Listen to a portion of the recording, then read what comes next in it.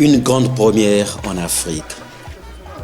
Pour répondre à la question « Comment faire rêver tous les passionnés de l'aéronautique ?», la plateforme Sim Aerospace a mis sur pied le projet pédagogique I Have a Dream.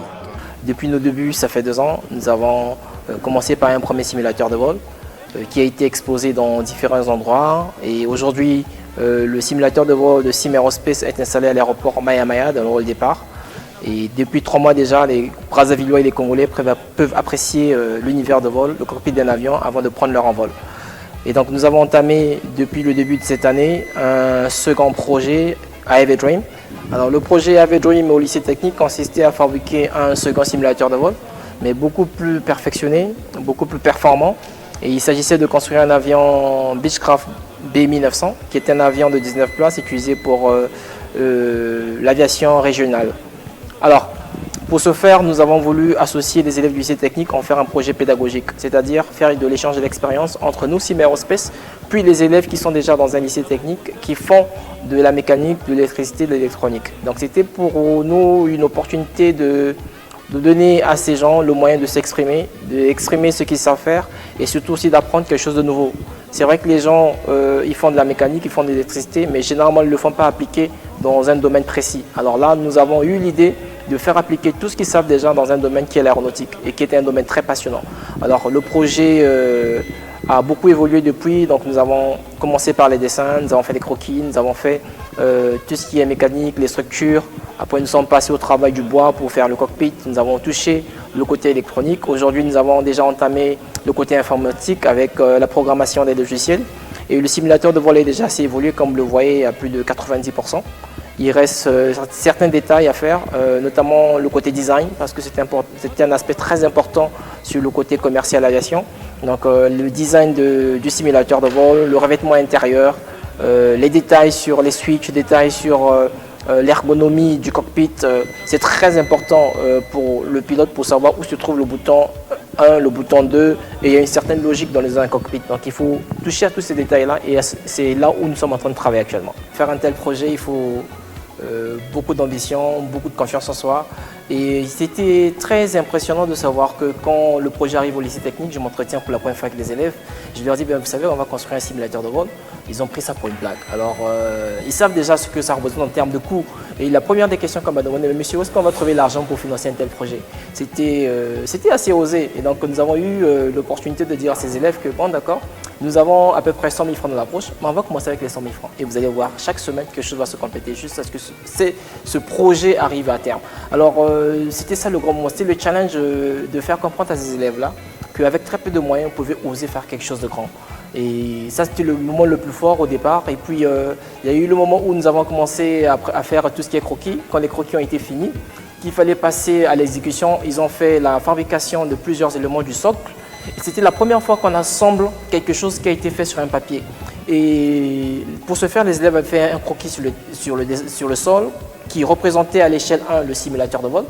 Et quand on a ramené l'ensemble de ces morceaux sur le croquis fait, ça a épousé exactement ce qui était dessiné à l'échelle. Et c'était fascinant de savoir que les élèves, ils ont vu ce qu'ils ont dessiné, ils ont conçu eux-mêmes, pouvaient parfaitement marcher comme sur un croquis. Et c'était un moment très fort, ça leur a donné une fois un peu plus de confiance.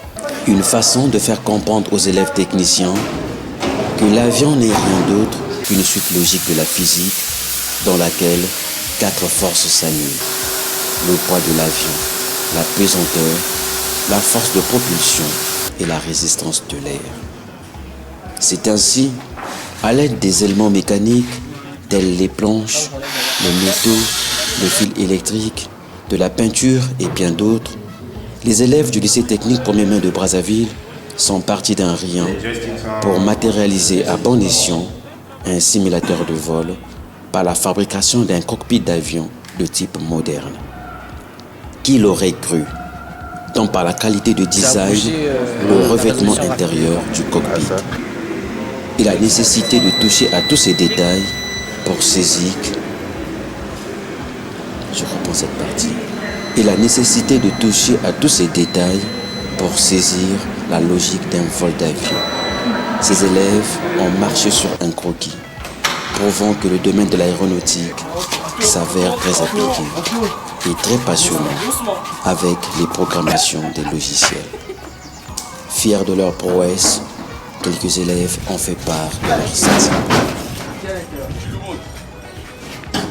Après tout ce travail, premièrement, c'est magnifique ce qu'on a fait. C'était difficile, comme vous voyez là, pour rassembler tout ça. On a commencé par le socle, les compartiments. On a 3 différents compartiments. On les a fait tout ce temps pendant ces 8 mois avec les amis qui sont ici présents. Le projet a été magnifique, fantastique. Il a été proposé par le commandant Ngania, administrateur général de CIM Aerospace. Et il nous a fait part de ce projet, malgré qu'on a quitté le lycée, on a dû profiter de cette expérience. C'est une expérience magnifique. Non, ça fait plaisir de voir un projet ici au lycée technique qu'on a construit quand même. Vraiment, ça a félicité. Mes impressions sont que juste félicitations à nous les élèves parce qu'on a construit le simulateur, même si je n'étais pas parmi les élèves qui ont construit, mais juste félicitations à nous encore de plus parce qu'on a pu faire le simulateur. Nous assistons aujourd'hui à la mise en place de ce simulateur. Et tout d'abord, je dis merci à mes amis, mes collègues tous. On a tous participé à cette mise en place de ce matériel qui est là. Certes, ça n'a pas été facile. C'est vrai, certains ici, on n'a pas participé aussi. Mais c'est quand même quelque chose de bon, quoi, de vivre cela. Et aussi, je dis merci à l'équipe technique qui nous ont soutenus parce qu'on n'a pas fait ça seul. Et de là, ça aide à des jeunes qui viennent encore à rêver grand, à penser qu'on est capable de faire mieux. Alors un projet pareil, quand vous êtes en train de le faire, les gens ne voient surtout pas la fin parce que il y a le côté beauté. Nos yeux aiment voir quelque chose de beau, de merveilleux avec la peinture et tout. Mais malheureusement, quand vous êtes en train de le construire, vous ne pouvez pas voir cet aspect-là. Vous ne pouvez pas prévoir ça. Alors que le projet a été fait de façon très séparée dans différents compartiments. Il y en a un qui travaille sur le côté arrière, il y en a qui travaille sur le côté central, il y en a qui travaille sur le nez de l'avion. Alors du coup, les gens n'ont pas une vision finie du projet. Donc ils ne s'attendent pas à ce que ça va représenter à la fin. Parfois, ils ont même un doute. Et le côté génial, c'est que le jour que nous avons fait la finition, nous avons fait la peinture a été faite de façon séparée sur les 3 compartiments, les 3 sections du simulateur de vol. Mais quand on a rassemblé ça pour la première fois, pourtant les gens qui travaillaient depuis dessus pendant des mois, ils ont fait « waouh ». Alors, les sociétés qui se sont bien développées aujourd'hui technologiquement, c'est parce qu'ils avaient instauré une culture où on récompense les gens qui font des bonnes choses, qui font des découvertes, qui font de la recherche. Et nous, malheureusement, nous n'avons pas eu à mettre en place ce genre de système de valeurs.